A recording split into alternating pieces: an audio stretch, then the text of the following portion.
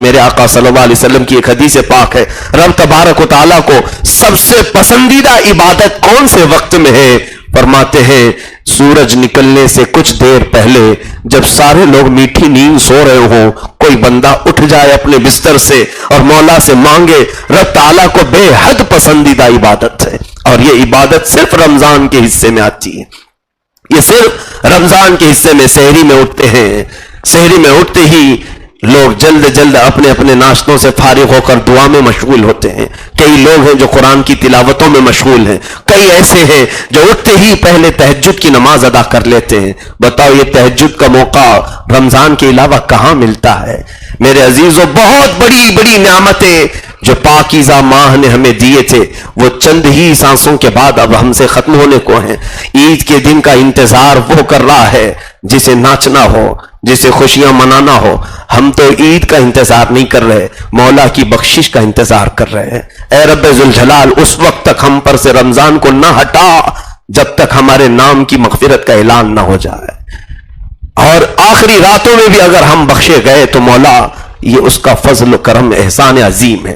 اے میرے عزیزو، آج کے دن کی ایک اور خصوصیت ہے۔ آج پوری دنیا میں، عالم اسلام میں یوم القدس کے نام سے لوگ ایک دن مناتے ہیں۔ جمعۃ الوداع کو بیت المقدس کا دن منایا جاتا ہے، یوم القدس، یہ احساس دلانے کے لیے کہ آج قدس پر جو یہودیوں کا غاصبانہ قبضہ ہے اس کی ہم مذمت کرتے ہیں۔ قدس کل بھی ہمارا تھا، آج بھی ہمارا ہے، اور ہم بازیابی کے لیے بارگاہ الہی میں دعا گو رہتے ہیں۔ رب ذوالجلال ہمارا قبلہ اول ہمیں پھر سے عطا کرتے ہیں، یہودیوں کے پنجوں سے اسے آزاد کرے ہیں۔ وہاں پر جو بچے ہیں، وہاں پر جو چھوٹی چھوٹی سی بچیاں ہیں جو بلکتی ہیں، اللہ، ہم ابھی سفر سے وہاں کیا ہے جارڈن تک تو میں گیا، ان ظالموں نے مجھے بیت المقدس کے داخلے سے روک دیا تھا، مسجد اقصی میں جانے سے مجھے روکا گیا تھا۔ خیر، ظالموں کی آج حکومتیں ہیں، لیکن وہاں کے غربا اور مساکین کو ہم نے دیکھا ہے، جو مصر میں بھی آئے ہیں، جارڈن میں بھی آئے ہیں، ان کے لیے تو حالات ایسے ہیں کہ موت کسی بھی وقت ان کے سر پر ہے، کبھی بھی ان کے وقت پر ہے، سر پر ہے۔ اور اب تو ایسا ہو گیا ہے کہ ان کے ہاں موت کوئی معنی ہی نہیں رکھتی۔ تلواروں کے سائے میں ہم کہتے تھے کہ نمازیں پڑھتے ہیں مجاہدین، لیکن وہاں دیکھنے کو ملتا ہے ان کے سروں پر یہودی غاصب بندوق تانے کھڑے رہتے ہیں، وہ ان کی بندوقوں کو سائیڈ میں لگا کر سجدے میں چلے جاتے ہیں، وہ رکوع کرتے ہیں، ان کے سروں پر اس طرح بندوق تانے ہوئے سیکورٹی گارڈ یہودیوں کے کھڑے رہتے ہیں۔ چھوٹے سے بچے ہم نے دیکھا بندوق کو یوں ہٹائے اور رکوع میں چلے گئے، سجدے میں چلے گئے۔ ہم نے ان کی جواں مردی کو دیکھا، اور آج ان کے لیے بھی دعا کا وقت ہے میرے عزیزو، جو ملک شام میں بلا قصور کے مارے جا رہے ہیں، بغیر کسی سبب کے مارے جا رہے ہیں۔ امریکہ اور اس کے دہشت گرد حامی جتنے ملک ہیں، ان سبوں نے ملک شام کو ایک ٹرائل گاہ بنایا ہے، نیا بم بنا کر کے وہ آزماتے ہیں کہ کتنا یہ کام کرتا ہے۔ نہتے بچوں کو تقریباً 8 سے 10 لاکھ گھر وہاں کے اجڑ چکے ہیں۔ 8-10 لاکھ کوئی معنی رکھتا ہے؟ اتنے گھر اجڑ چکے۔ کتنی مائیں ایسی ہیں جن کو ان کے بچوں کی خبر ہی نہیں، کتنے بچے ایسے ہیں جن کو ان کے والدین کی خبر نہیں، وہ زندہ ہیں بھی یا نہیں۔ اور ہم نے دیکھا جارڈن میں ابھی ریفیوجی کیمپ لگایا گیا ہے، جو سیریا کے ملک شام کے نہتے مظلوموں پر جو ظلم ہوا وہاں سے وہ بے گھر کیے گئے۔ اتنا بڑا کیمپ ہے جہاں تک نظر ڈالو، اور کیسا کیمپ ہے؟ کپڑے کی جھوپڑیاں ڈال کر انہیں دی گئی ہیں، پناہ میں رکھا گیا ہے۔ سخت چلچلاتی ہوئی دھوپ میں وہ صرف کپڑے کی ایک جھوپڑی میں زندگی بسر کر رہے ہیں۔ میرے عزیزو، آج امت مصطفیٰ آزمائش کے دور میں ہے۔ ہم نے جو نعمتیں کھائی اور آرام سے سوئے، ہم نے اگر ان کا احساس نہیں کیا تو کیسا اسلام ہم نے لیا ہے؟ کیسے مسلمان؟ اللہ کے نبی نے تو فرمایا مومن کی مثال ایک جسم کی طرح ہے، پورے مومنین ایک جسم کی طرح ہیں۔ ایک عضو کو تکلیف ہو تو پورے جسم میں بخار آنا چاہیے۔ آج قدس رو رہا ہے، کسی صلاح الدین کا انتظار کر رہا ہے۔ قدس آج پھر سے کسی عمر ابن خطاب کے انتظار میں ہے۔ ہم میں کون پیدا ہوگا؟ یہاں تو بولنے کی کسی کو ہمت نہیں ہے، بولو تو اسے مار دیا جائے، دبا دیا جائے، قید کر دیا جائے، قتل کر دیا جائے۔ میرے عزیزو، آج ظلم کے خلاف کوئی بولنے کو تیار نہیں، سب کو اپنی حفاظت پڑی ہے۔ کائے کے لیے مصیبت میں اپنا سر ڈالیں خامخواہ بول کر کے. اگر ایسا ہی رہا تو پھر وہی حال ہمارا ہوگا جو میں بارہا کہا کرتا ہوں. جو فارم مرغیاں ہوتی ہیں بہت ساری پنجرے میں بیٹھی ہوتی ہیں, قصاب ایک ایک کو نکالتا ہے, کاٹتا ہے, کوئی مرغی واویلا نہیں مچاتی, کوئی مرغی چیخ پکار نہیں کرتی. وہ مرغیوں کو قتل ہوتے ہوئے دیکھتی رہتی ہے اور اپنے چرنے میں مصروف ہوتی ہے. یہی حال آج ہمارا ہے. ہم دوسروں کے کٹتے ہوئے دیکھ رہے ہیں, کسی کی کوئی آواز نہیں نکلتی, کوئی کہیں سے پکارتا نہیں. یہ تمام اسلامی ممالک پر جو بیٹھے ہوئے بادشاہ ہیں, ان سب کو یہودیوں کے سانپ نے ڈس رکھا ہے. یہودیوں کا زہر ان کے جسموں میں ہے. یہ کیا بولیں گے؟ ان کی زبان میں یہودیوں نے اپنا گڑ اور شکر رکھا ہے. میرے عزیزوں, ان سب کا انتظار نہ کرو, بس بارگاہ الہی میں ہم توبہ کر کے ہم سے جتنا ہو سکے ہم مذمت کریں اور ایک میسج دیں کہ ہم ظلم کے خلاف کل بھی تھے, آج بھی ہیں, اور ہمیشہ ہم ظلم کے خلاف ہوں گے. چاہے ظالم ہم میں سے ہو, چاہے ظالم کسی اور کمیونٹی سے ہو, ہم ظلم کے خلاف ہیں. مسلمانوں میں اگر کوئی ظالم کھڑا ہوا اس کی بھی ہم مذمت کرتے ہیں, اور اگر کافروں میں سے کوئی ظالم کھڑا ہے اس کی بھی ہم مذمت کرتے ہیں.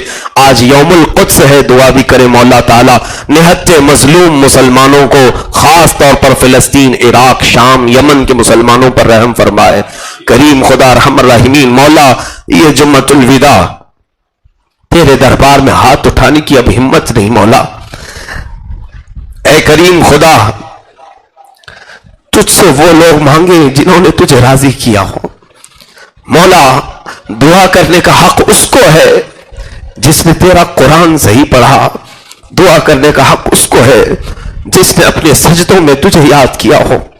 اے رب ذوالجلال, ہم کس ہمت کے ساتھ تیرے دربار میں ہاتھ اٹھائے جنہوں نے صرف رات کے گزرنے کا انتظار کیا, دھوپ لگتی تو افطار کے انتظار میں بیٹھے رہ جاتے.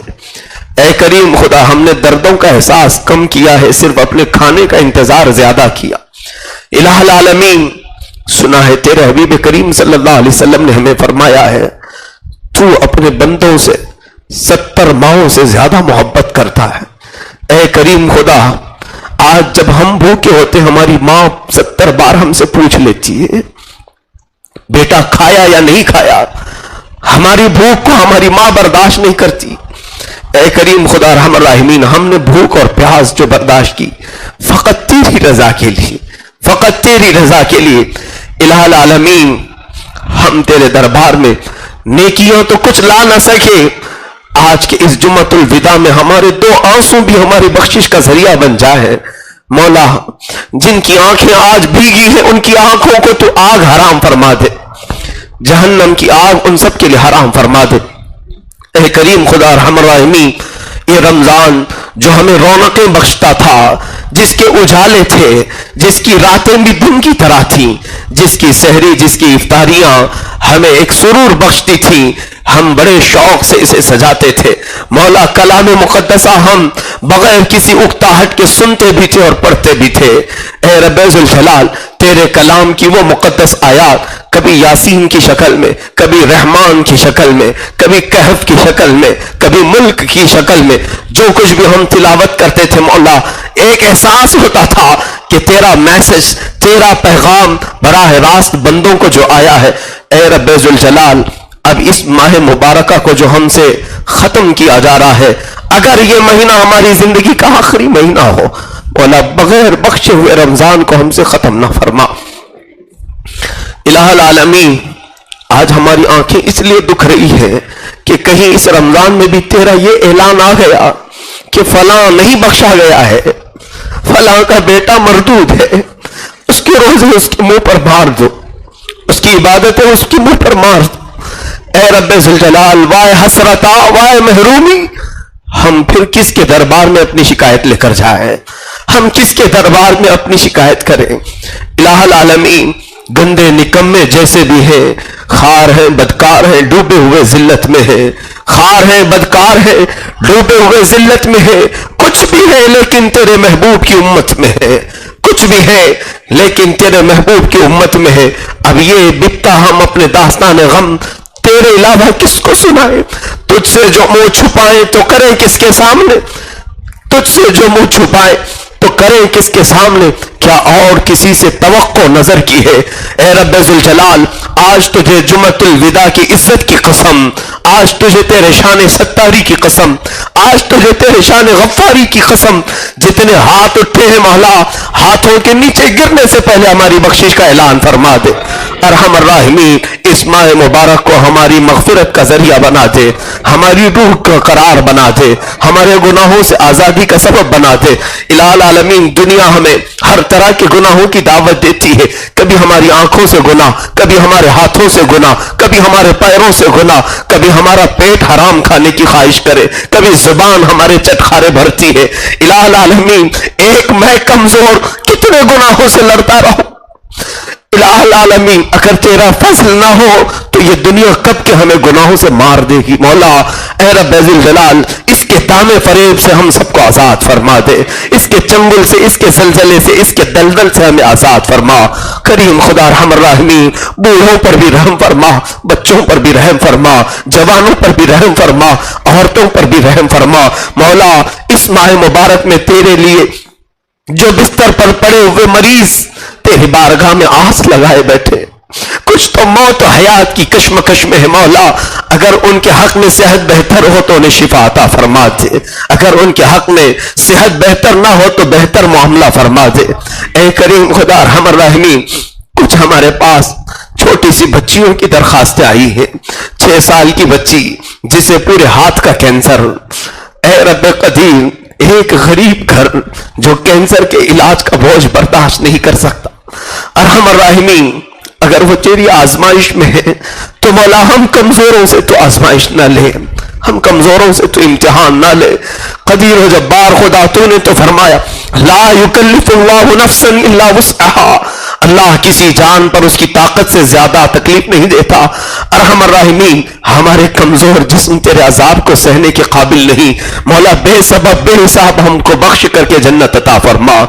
اے رب ذوالجلال، اخیر میں صرف اتنی التجا ہے، ہم نے وہ آنکھیں رکھی تو نہیں ہے کہ سوال کرے، مگر پھر بھی تیری کریمی کی شان پر ہم آس لگائے صرف اتنا سوال کرتے ہیں، نہ جانے یہ آنکھیں کب ہمیشہ کے لیے بند ہو جائے، ان آنکھوں کو ایک بار جمال مصطفیٰ عطا فرما دے، رسول کریم صلی اللہ علیہ وسلم کے دیدار سے مشرف فرما۔